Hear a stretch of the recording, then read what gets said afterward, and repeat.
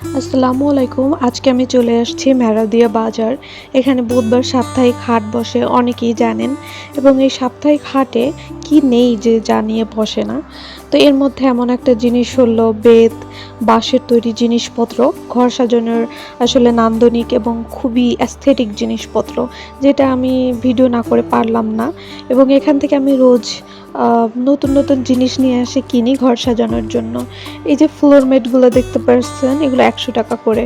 এখানে indoor plant রাখার জন্য অনেক ছোট ছোট বাকেট আছে, হ্যাঙ্গিং করার জন্য বাকেট আছে, তারপর লন্ড্রি বাকেট, আপনি মাল্টিপারপাস ইউজ করতে পারবেন।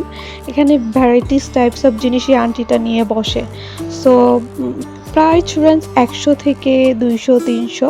কোয়ালিটি খুব খুব একটা সুন্দর, খুব মডার্ন তা না, বাট অ্যাস্থেটিক এবং স্ট্যান্ডার্ড দাম অনুযায়ী অ্যাভারেজ।